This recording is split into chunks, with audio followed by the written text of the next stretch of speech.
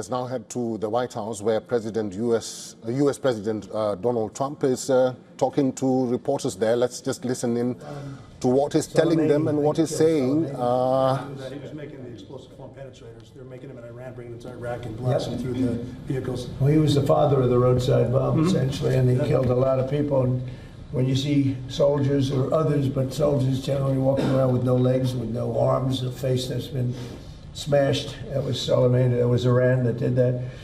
So we have a much different view on it than other presidents. They've gotten away with murder for 47 years. They're not getting away with it anymore. Does anybody have any questions with the great professionals, please? So I wanted to know, could this potentially ever be available through the VA? You know, because I was talking to Liz over here, you guys went down to Mexico together, but it's really expensive. And this is another drug that's expensive. We have the right guy, Oz. A lot of veterans need this. Why are you good for this question? They're talking about expense and availability. So I spoke to Doug Collins. Obviously, both he obviously pays for the VA, and we pay for Medicare, Medicaid, children's health insurance. Are very focused on the results that the NIH and FDA are going to offer us.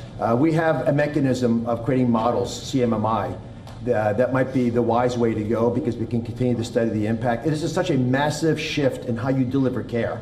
Imagine instead of taking a pill a day for your depression, you go through one treatment, but you have to have few people watching you. It's a very different world. So we're working that through. That's why the president, who I think this is the perfect step to get everything rolling, to deliver on the promise he made. What's timing would you say on that, before you know?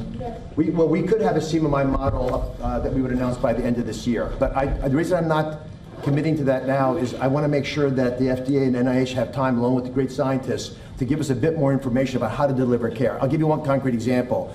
For things like, well, Ibogaine is a little different story, but you wouldn't want two people in the room during the treatment. That's true for many of these approaches. That's a very different way of delivering medicine. And so the models that we... President Donald Trump there with the Health Secretary, Kennedy Jr.